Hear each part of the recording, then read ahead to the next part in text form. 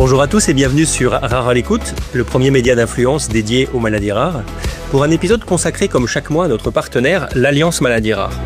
Cette collaboration entre Rare à l'écoute et l'Alliance Maladies Rares s'inscrit dans une volonté commune de sensibiliser et d'informer sur les maladies rares pour mettre en lumière les initiatives, les enjeux, les avancées qui font la différence dans la vie des 3 millions de Français concernés par une maladie rare. Aujourd'hui, nous recevons Madame Hélène Berruet-Gaillard, présidente de l'Alliance Maladies Rares et de Maladies Rares Info Service, pour évoquer avec elle les associations de patients, acteurs du 4e Plan National Maladies Rares. Bonjour Madame Berruet-Gaillard. Bonjour à vous et merci de votre accueil. Tout d'abord, une question un peu provocatrice. Pourquoi les maladies rares ont-elles besoin d'un plan de santé ministériel ? Alors, nous avons besoin d'un plan de santé ministériel pour trouver des solutions totalement spécifiques à nos maladies, des solutions qui n'existent pas dans le système de santé tel qu'il est construit. D'ailleurs, dans toutes les pathologies, quel que soit le plan, c'est justement pour répondre à des besoins spécifiques. Par exemple, très concrètement, le premier plan maladies rares a permis la création de centres de référence et compétences pour accueillir nos malades. Nous n'avions pas de centre de référence et de compétences. Donc, vous voyez que c'est des solutions spécifiques. On rencontre des spécialistes maladies rares pour prendre en charge nos maladies. On a des problématiques partout, pas que de prise en charge. On a des problématiques de diagnostic, de recherche ou de traitement. Et finalement, ce qu'on dit souvent dans nos maladies rares, on ne rentre pas dans les cases classiques du système de santé. Alors, un plan de santé, un plan maladies rares, permet de définir des objectifs, donc des actions, pour créer ces fameuses cases qui nous permettent finalement que ces cases soient adaptées à nos spécificités.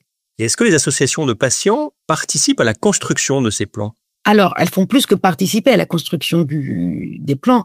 Les plans ont pour origine une volonté associative qui est apparue il y a 25 ans à la création de l'Alliance Maladies Rares. Et la première chose que nous avons demandé, c'est un plan de santé, un plan maladies rares, justement pour que notre système s'adapte à nos spécificités. Avec la création de l'Alliance il y a 25 ans et également avec un partenaire de premier ordre qui est la FM Téléthon, qui a appuyé, qui était déjà très actif sur les maladies rares et qui a appuyé l'ensemble des demandes associatives. Il y a 25 ans, c'était 40 associations maximum. On est maintenant 240. Il vous a donc suffi de demander un plan pour en avoir un ? Ça serait trop facile. Bien sûr que non. Pour avoir un plan, il faut que deux volontés se rencontrent. Il faut une volonté associative, ça, bien évidemment, elle est présente, mais il faut également une volonté politique. Alors, il y a 25 ans, on a rencontré cette volonté politique avec Xavier Bertrand. En 2025, on a rencontré de nouveau une volonté politique. Alors, on l'a rencontré évidemment à chaque plan, mais cette année, on a rencontré la volonté de Madame Vautrin qui était venue nous voir sur notre plateforme Maladies Rares et du ministre Yannick Noder. Et c'est cette volonté politique qui a permis la sortie du 4e plan Maladies Rares. On comprend bien le rôle, voire la force des associations pour voir émerger des plans maladies rares. Quel rôle avez-vous pour sa construction, sa rédaction ? Alors, on travaille pas tout seul, bien évidemment. Dans le 4e plan, nous étions 300 acteurs maladies rares. C'est toute une communauté qui établit un état des lieux des problématiques. Bien évidemment, on part d'un point A, on veut aller à un point B. Et quel chemin nous allons prendre pour atteindre ce point B ? Mais les malades sont les acteurs principaux, c'est ceux qui vivent la maladie. Alors, nous pouvons témoigner de ce qui fonctionne et témoigner de ce qui ne fonctionne pas. Nous témoignons finalement de notre parcours de vie, nous en sommes des experts. L'Alliance a pour mission, donc elle a un rôle important, c'est de faire ressortir toutes les problématiques les plus fréquentes, les plus transversales aux associations de malades. Nous faisons un état des lieux des besoins non couverts. Alors, il faut bien comprendre qu'on fait un état des lieux des besoins non couverts qui soient médicaux ou médico-sociaux.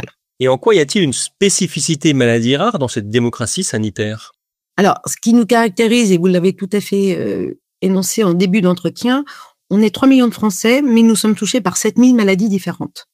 Alors évidemment, par maladie, on peut être très peu nombreux, et même pour une même maladie, on peut avoir des symptômes différents. Donc nous ne pouvons pas nous appuyer sur des statistiques ou nous appuyer sur des abats. Le vécu de la maladie, notre parcours de vie, apporte un éclairage indispensable à la communauté maladies rares et à nos soignants qui vont adapter finalement leurs soins ou notre parcours de vie à nos problématiques. On a une deuxième spécificité, on porte 80% de la pédiatrie française, c'est plus de 500 000 enfants et on doit les faire grandir avec leurs maladies rares, faire en sorte qu'ils se développent et qu'ils deviennent des citoyens à part entière. Vous pouvez nous donner quelques exemples ? Alors, je vais vous donner des exemples. Par exemple, nous avons une jeune fille atteinte d'une maladie ultra rare.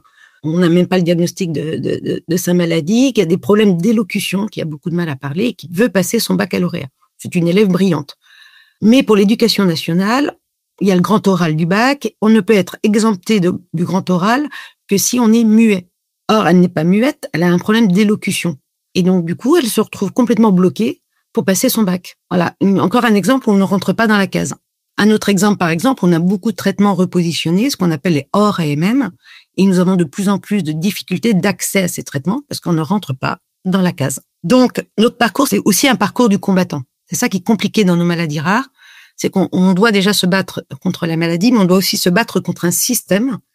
Et donc, nous, on est là pour apporter nos expériences de vie, des choses concrètes, pour amener des solutions concrètes. Finalement, nous sommes des grands pragmatiques. Alors, le 4e plan national maladies rares a été annoncé en février dernier. Il va être mis en œuvre. Quel rôle ont les associations à ce niveau ?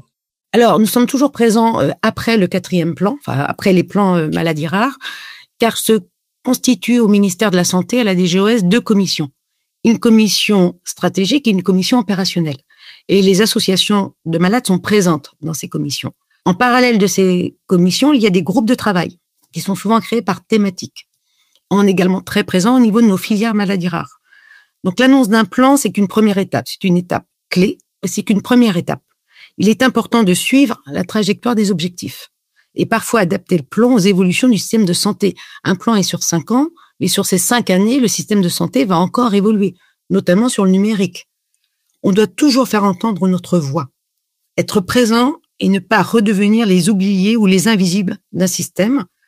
Et puis, ce qu'on voit dans le système où on est actuellement, c'est que on ne doit jamais considérer que nos victoires sont définitivement acquises. On doit toujours rester vigilant. Bien, merci beaucoup Madame Berruet-Gaillard de nous avoir éclairé sur la place des associations de patients, acteurs du 4e plan national maladies rares. Rendez-vous le mois prochain pour un nouvel épisode de cette série spéciale avec l'Alliance maladies rares. Et pour ne rien manquer, abonnez-vous dès maintenant à Rares à l'écoute sur votre plateforme préférée. Chaque écoute, chaque partage contribue à faire résonner la voix des maladies rares. À très vite.